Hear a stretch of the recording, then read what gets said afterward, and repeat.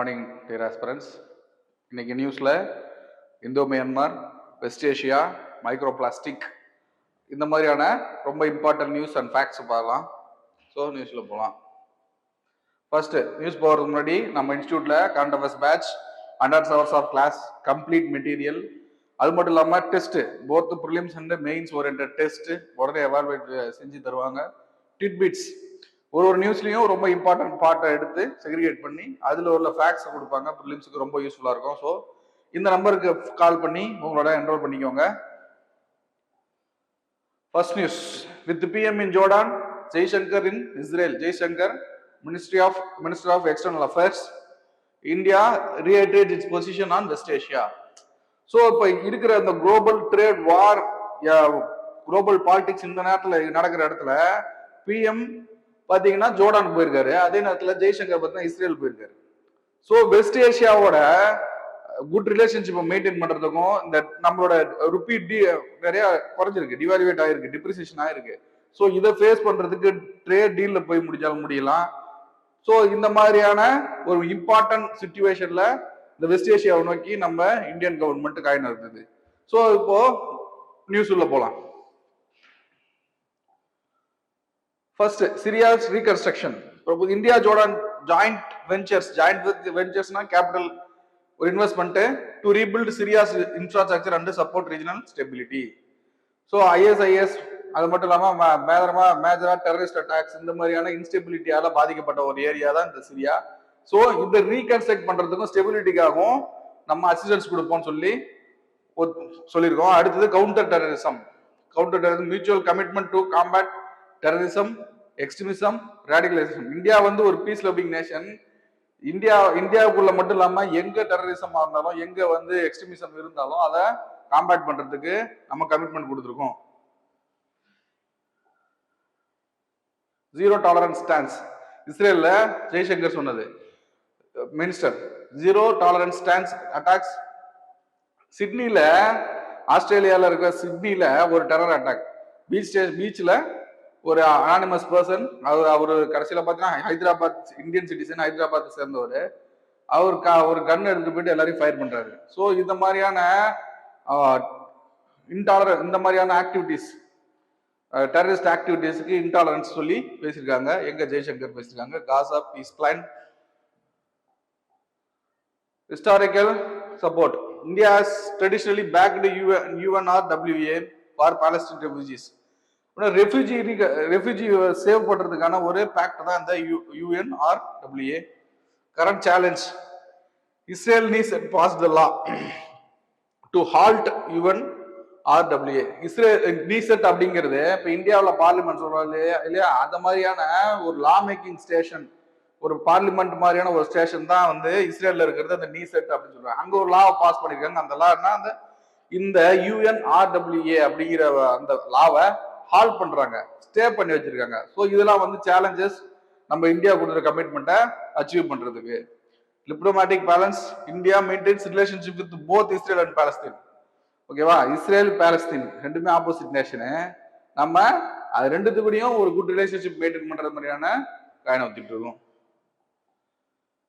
India west Asian strategy, engaging simultaneous, அதான் சொன்ன multiple Nations அவங்களுக்குள்ள என்ன பிரச்சனை எந்த வார் நடந்தாலும் சரி, நம்ம இந்தியா மட்டும் நியூட்ரலிட்டி ஸ்டாண்ட நம்மளோட பாலிசியான நான் அலைன்மெண்ட் மூவ்மெண்ட் பாலிசியில இருந்து இது தொடுத்து வந்தப்பட்டது. ஸோ அந்த ஸ்டாண்டை நம்ம இன்னும் மெயின்டைன் பண்ணிட்டே இருக்கிறோம். ஓகேவா. அடுத்தது global standing, positioning India as a responsible stakeholder in west Asian affairs.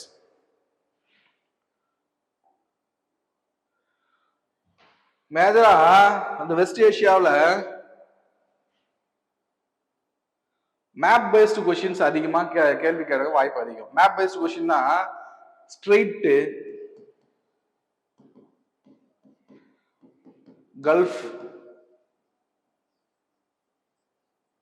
Red Sea, Mediterranean Sea, deserts, இந்த மாதிரி ஜாகிரபிக்கல் கொஸ்டின்ஸ் தான் எப்பயுமே மிடில் ஈஸ்ட்லயும் ஈஸ்ட் ஏஷியாவிலையும் அதிகமாக கேட்கப்படுற கேள்விகள்.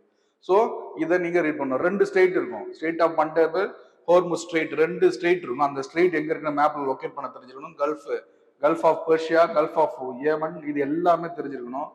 அடுத்து ரெட் சி, மெடிட்டரேனியன் சீக்கும் ரெட் சீக்கும் நடுவில் கல்ஃப் ஆஃப் ஒரு கல்ஃப் நடுவில் வந்து ஒரு கெனல் உண்டு, சுயஸ் கெனல். அந்த கெனலை பத்தி நிறைய படிச்சிருக்கணும். ஸோ இஸ்ரேல், ஜோர்டானு, இந்த மாதிரி ஏரியா கண்ட்ரிஸோட பார்டர் நேஷன்ஸ், பார்டர் கண்ட்ரிஸ் தெரிஞ்சிருக்கணும். மெடிட்டரேனியன் சீயோட கோஸ்டல் கண்ட்ரிஸ் தெரிஞ்சிருக்கணும். இதெல்லாம் தான் மேஜரா கொஸ்டின் வரும். இதுக்கு முன்னாடி வந்த கொஸ்டின் நீங்க தெரிஞ்சு மெயின்ஸ் அட்டன் பண்றதுக்காக இருக்கலாம். ஜாகிரபி பேஸ்டு கொஸ்டின் தான் இந்த இடத்துல, லொகேஷன் பேஸ்டு கொஸ்டின் தான் இந்த இடத்துல அதிகப்படியா கேட்கப்பட்டிருக்கு இது வரைக்கும்.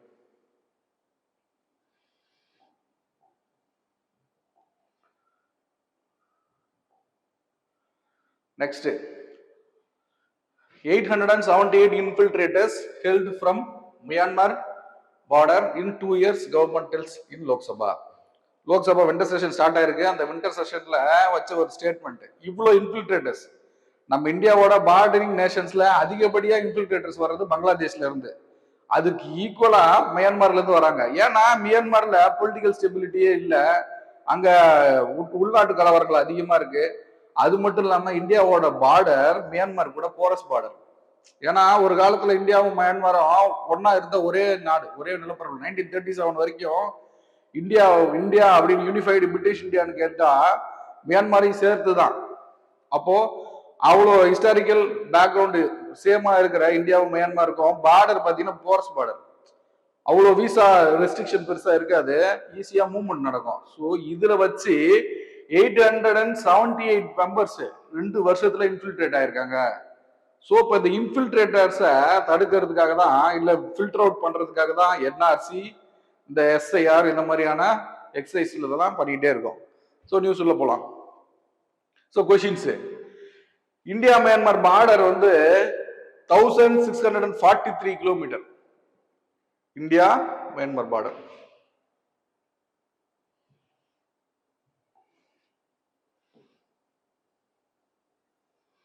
இந்த பார்டர் ரேஞ்ச் இங்க இப்படி வரும்பா, அருணாச்சல், நாகாலாந்து, மணிப்பூர், மிசோரம், இந்த 4 ஸ்டேட்டோட பார்டர் சேர்த்து 1643 கிலோமீட்டர் இந்த பார்டர். இந்த பார்டர்ல 16 கிலோமீட்டர்ஸ் வந்து டெரிட்டோரியல் எக்ஸ்டென்ட்.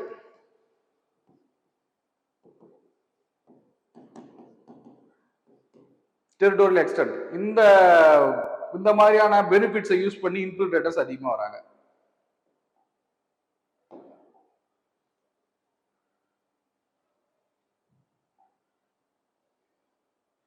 மியான்மர் பார்டர் என்ன சொன்ன மாதிரி 878, பங்களாதேஷ் பார்டர்ல தான் இருக்கிறதுல அதிகம் 2556, பாகிஸ்தான் பார்டர்ல 2525.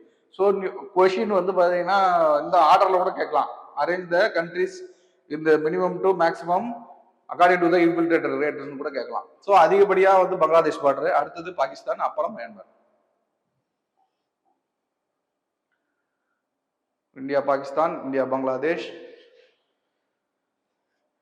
இங்க பாருங்க 1643 கிலோமீட்டர்ஸ் வந்து இந்தியாவுக்கு மியான்மருக்கு பார்டர் இருந்தாலும் ஒன்லி 9.2 கிலோமீட்டர்ஸ் மட்டும் தான் ஃபென்ஸ்டு பார்டர். மற்ற எல்லாம் போரஸ் பார்டர். ஃபென்ஸ்டு பார்டர் ஏதோ ஒரு தடையை வச்சு தடுத்துருக்காங்க. மற்ற ஏரியாவெல்லாம் ஹியூமன் ஆக்சஸ் வந்து ஒரு லிமிட், ஹியூமன் ஆக்சஸ் நிறைய இருக்கும். ஸோ அது எல்லாம் ஒரு இன்ஃபில்ட்ரேஷன் கேப். அது மட்டும் இல்லாம இந்தியா மியான்மர் பார்டர்ல பாத்தீங்கன்னா நாகா ஹில்ஸ், பட்கை ஹில்ஸ், இந்த லூஷி ஹில்ஸ், இந்த மாதிரி ஹில் ரேஞ்சஸ் அதிகமா இருக்கிறதுனால அங்க மானிட்டரிங் ரொம்ப கஷ்டம். அதுல ஹியூமன் டெப்ளாய்மெண்ட் அங்க கஷ்டமா இருக்கு. ஸோ டெப்ளாய்மெண்ட்டே கஷ்டமா இருக்குல்ல, மானிட்டரிங்கும் கஷ்டம். அந்த போரஸ் பார்டர் யூஸ் பண்ணி இவங்க இன்ஃபில்ட்ரேட்டர்ஸ் அங்க இங்கேயும் போயிட்டு வந்துடுறாங்க. இதுவும் ஒரு major reason. FMR free movement regime அப்படின்னா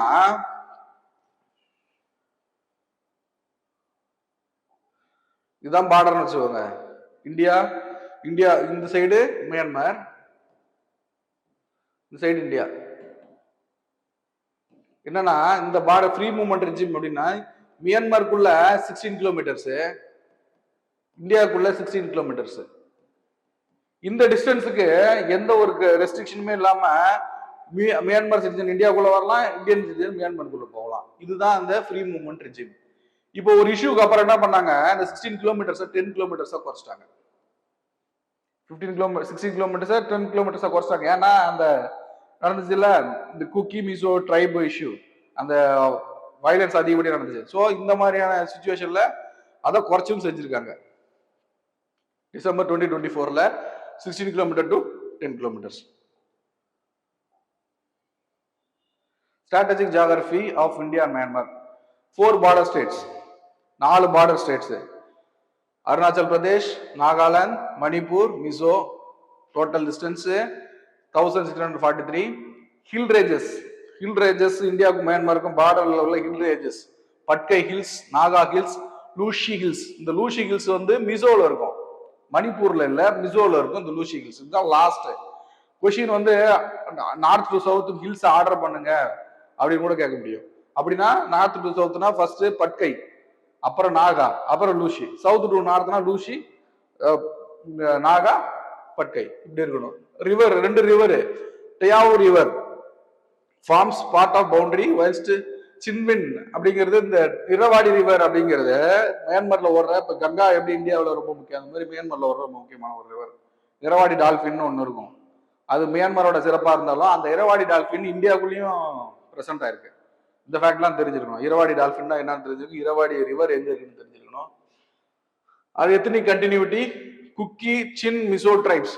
ஸோ அந்த 10 கிலோமீட்டர் டு 16 கிலோமீட்டர்ஸ் வந்து டெரிட்டோரியல் எக்ஸ்டென்ட் இருக்கு இல்லையா, ஃப்ரீ மூவ்மெண்ட் ரிஜிம்ல, அது மெயினா எதுக்காகனா ட்ரைப் மூவ்மெண்ட்டுக்காக தான். ஸோ இங்க இருக்கிற ஒரு குக்கி ட்ரைப் கூட்டம் அதே மாதிரி குக்கி ட்ரைப் கூட்டம் மியான்மர்லயும் இருக்கு. ஸோ அவங்களோட ஃப்ரீ மூவ்மெண்ட்டுக்காக தான் அந்த ஃப்ரீ மூவ்மெண்ட் ரெஜிம். ஸோ இந்த ருப்பியோட டிப்ரிசியேஷனுக்கு என்ன ரீசன்ஸ் சொல்லி பார்க்கணும். இதான் ட்ரேட் அன்சர்டனிட்டி. ஏற்கனவே இந்தியாவுக்கும் யூஎஸ்க்கும் ட்ரேட் டீல் பேக்ட் சைன் ஆகிற நேரத்துல ஸ்டாப் ஆயிருக்கு. ஸோ அந்த டீலோட கன்சர்ன்ஸ் இன்னும் கரெக்டா முடிஞ்சு வந்து சேரல. அப்போ அந்த ட்ரேட் டீல் போடல இல்லையா. அது இல்லாம டாரிஃப் வந்து யூஎஸ் இந்தியாவுக்கு மேல 150% டாரிஃப் போட்டு வச்சிருந்தாங்க. ஸோ இவ்வளவு சிக்கல் இருக்கு.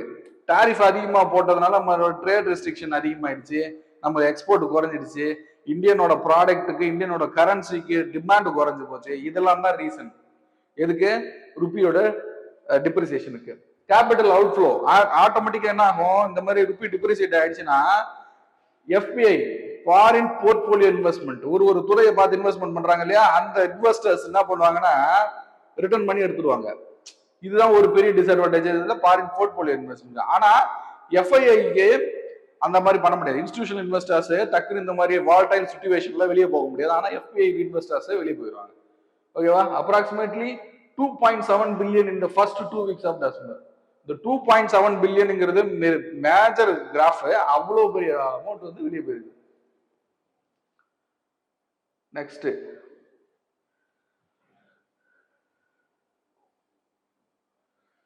Trade proposal rejected. அந்த ட்ரேட் டீல் சைன் ஆக போனது மிஸ் ஆயிடுச்சு இல்லையா. சோ இதெல்லாம் தான் reasons. Next export analysis. RBI limited intervention. Export சொல்லுவாங்க இல்லையா, இந்த சிச்சுவேஷன் எப்படி ஃபேஸ் பண்ணலாம், இந்த சிச்சுவேஷனுக்கான ரீசன்ஸ் என்னன்னு. இப்போ ஆர்பிஐ இன்டர்வென்ஷன் வந்து கரன்சி ரேட்ல லிமிட்டட் இன்டர்வென்ஷன்னா ஃபுல்லா அப்சல்யூட்டா எடுத்து அதை பண்ணல அப்படின்னு சொல்றாங்க. allowing currency movement, past policy of pegging to 83 was a mistake அப்படின்னு சொல்றாங்க. கரன்சி மூவ்மெண்ட் இப்ப இன்ஃபிளேஷன் ரேட்டு அதிகமா இருக்கு, இந்த கரன்சி ஃப்ளோவை கண்ட்ரோல் பண்ணணும் அப்படின்னா, கரன்சி பணம் அதிகமா இருக்கு மக்களுக்குள்ள இருந்துச்சு அப்படின்னா பேங்க் ரேட்டை என்ன பண்ணுவாங்கன்னா குறைச்சிருவாங்க, பேங்க் ரேட்டை அதிகப்படுத்துவாங்க. பேங்க் ரேட்டை அதிகப்படுத்தினா கரன்சி ஃப்ளோ வந்து அங்க உள்ள போகாது, எங்க எக்கானமிக்குள்ள போகாது. ஸோ அப்ப அந்த மாதிரியான மூவ்மெண்ட் பண்ணி ஆர்பிஐ கரன்சி ஃப்ளோவை ரெஸ்ட்ரிக்ட் பண்ணிருந்தா இந்த அளவுக்கு இருக்காது அப்படின்னு சொல்லி சொல்றாங்க. ஃப்ளோட்டிங் எக்ஸ்சேஞ்சஸ், அதான் சுத்தி இருக்கிற trade related countries global economic சிச்சுவேஷனை வச்சு வால்டைலா கரன்சி ரேட் ஏறுது இறங்குது இல்லையா, அதுதான் ஃப்ளோட்டிங் சிச்சுவேஷன்.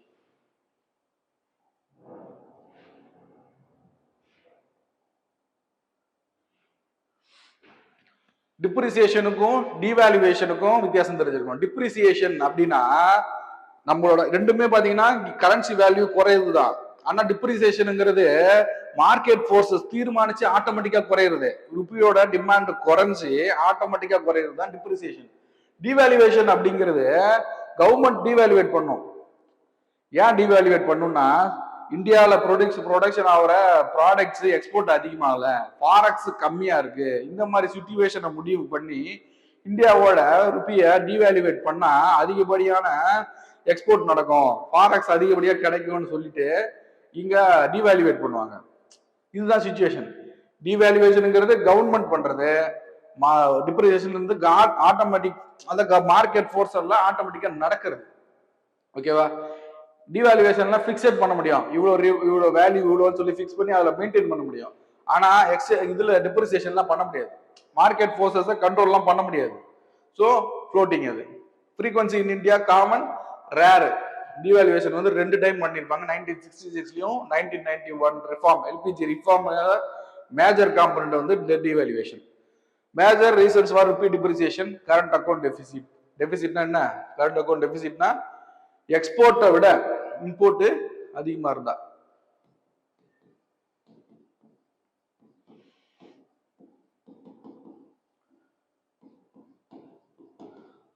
எக்ஸ்போர்ட்டை விட இம்போர்ட் அதிகமா இருந்தா இது கரண்ட் அக்கௌண்ட் டெபிசிட் சொல்லுவாங்க. இந்த கரண்ட் அக்கௌண்ட் டெபிசிட் நம்மளோட கண்ட்ரோல் பண்ண முடியாது, பியாண்ட் லிமிட் போயிடுச்சுன்னா ஆட்டோமேட்டிக்கா மார்க்கெட் ஃபோர்ஸஸ் முடிவு பண்ணி டிப்ரிசியேஷன் நடக்கும், கரன்சியோட value depreciation. Capital outflow, FII சொன்னா இல்லையா 2.7 பில்லியன் போச்சா, அடுத்தது வந்து எஃப்ஐஐயும் கொஞ்சம் கொஞ்சமா போகும்.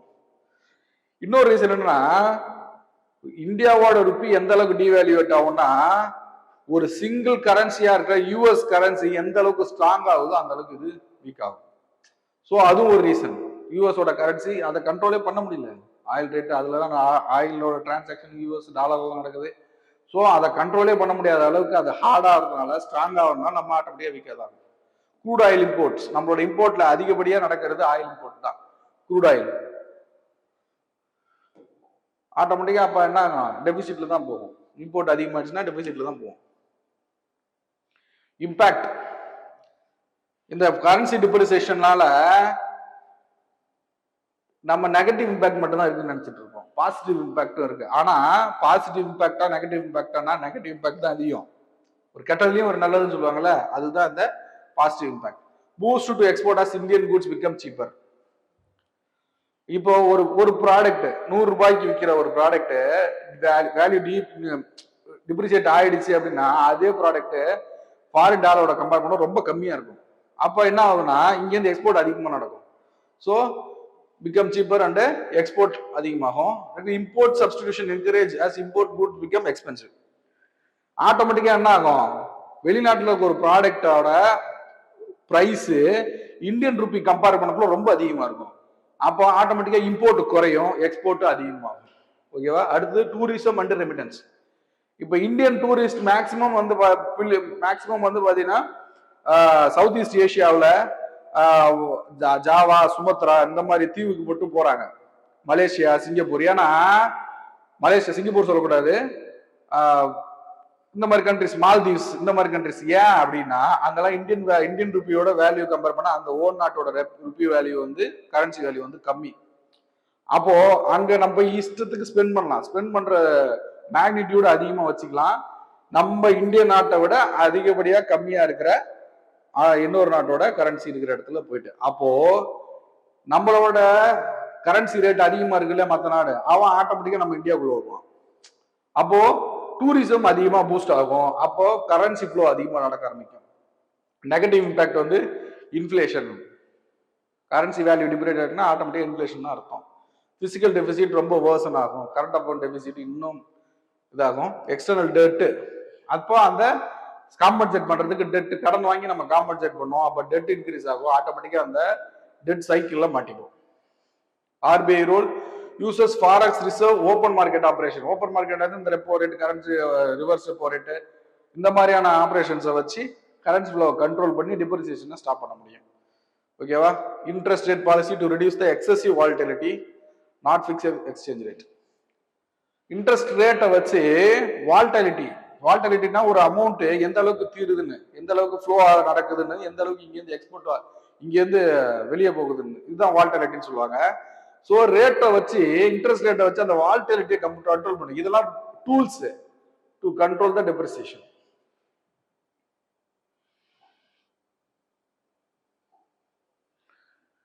inhale microplastics, a hidden toxin worsen urban air quality. முதல்ல மைக்ரோ பிளாஸ்டிக்ஸ்னா என்னன்னு தெரியணும். மைக்ரோ பிளாஸ்டிக்ஸ்னா இப்போ ஒரு பெண்ணை வந்து இத்தனை மீட்டர் சொல்றோம்ல, அந்த அளவுக்கு ஒரு சைஸை குறைச்சிக்கிட்டே வந்தோம்னா மைக்ரோ பிளாஸ்டிக்ஸ் அப்படிங்கிறது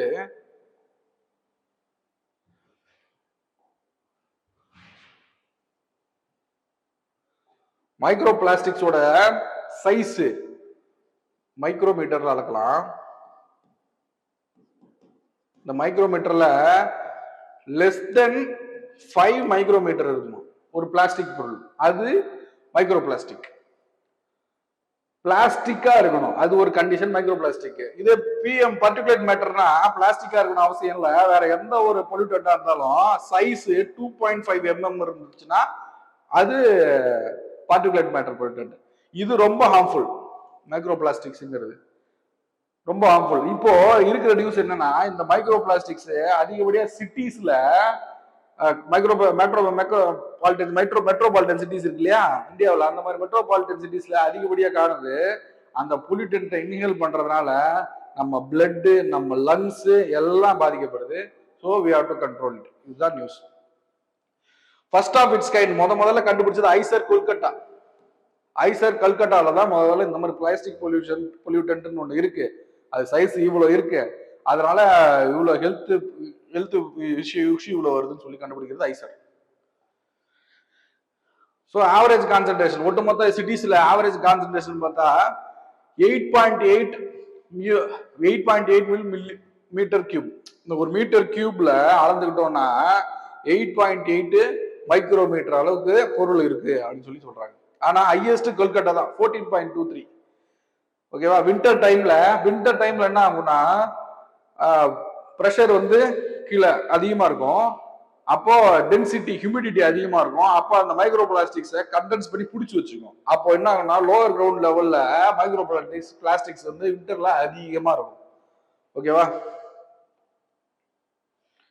Trojan horse effect. Packaging materials and plastic waste அப்படின்னா எப்படி ப்ரொடக்ஷன் ஆகுதுன்றதுதான். எங்கெங்கெல்லாம் இந்த மைக்ரோ பிளாஸ்டிக்ஸ் இருக்கு அப்படின்னா, பேக்கேஜ் பண்றோம்ல, அந்த பேக்கேஜ் பண்ற இடம், வெஹிக்குலர் டயர்ஸ் இருக்குல்ல, அந்த டயர் மேட் பண்றது, அந்த டயர் ஸ்கிராட்ச், இந்த மாதிரியான ஏரியாவில தான் முதல்ல அந்த மைக்ரோ பிளாஸ்டிக்ஸ் வந்து ப்ரொடக்ஷன் ஆகுது, வெளியே வருது. அதுக்கு என்ன ஆகும்னா அது எத்தனாயிரம் வருஷங்களும் இங்கே சுத்திட்டு தான் இருக்கும். பிளாஸ்டிக் எப்படி அழியும்? அழியாது இல்லை, அதான் ஒரு பெரிய பிரச்சனை. அதில் wear tear of vehicles, synthetic டெக்ஸ்டைல்ஸ்னா இப்போ ஒரு ஆப்ரேஷனு, ஒரு டாக்டர்ஸ் போட்டிருக்க ட்ரெஸ், இல்லை ஒரு ஸ்விம்மர் ஆழ்கடல்ல நீச்சல் பண்றவங்க ட்ரெஸ், இந்த மாதிரியான ஒருத்தவங்களும் ஒரு மாதிரி மெட்டீரியல் தான் ட்ரெஸ் தைக்க முடியும். அப்படி சிந்தட்டிக் டெக்ஸ்டைல்ங்கிறது ஒரு டைப் ஆஃப் டெக்ஸ்டைல். அதை ப்ரொடக்ஷன் பண்றப்போ காஸ்மெட்டிக்ஸ் யூஸ் பண்றவங்கள அதை ப்ரொடக்ஷன், இதெல்லாம் வந்து primary source of making plastic, micro plastics.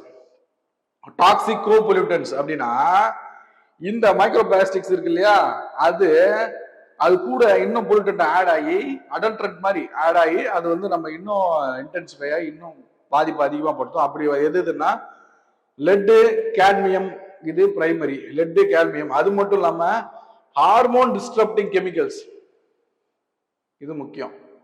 First இந்த மைக்ரோ பிளாஸ்டிக் உள்ள லெட்டு, கேட்மியம், இது ரெண்டும் பயங்கரமான ஒரு அடல்ட்ரண்ட் கூட இருக்கிறது. நெக்ஸ்ட் டைஎத்தில் ஃபேத்தலைட்ஸ் அப்படிங்கிற ஒரு ஹார்மோன் டிஸ்டர்ப்டிங் கெமிக்கல். இந்த கெமிக்கலும் உள்ள ஆட் ஆகி இதுவும் தான் அஃபெக்ட் பண்ணுது. சரியா? ஸோ இது மேஜரான component in micro plastic. Antibiotic resistant microbe, இதை அழிக்கவும் முடியல. Antibiotic resistant. Health and environmental impact.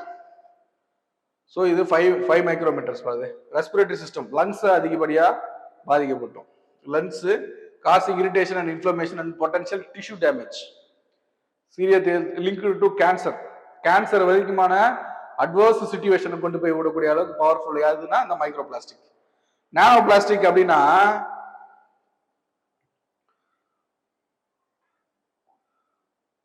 Less than 2 micrometer இருந்ததுன்னா அது நானோ பிளாஸ்டிக்.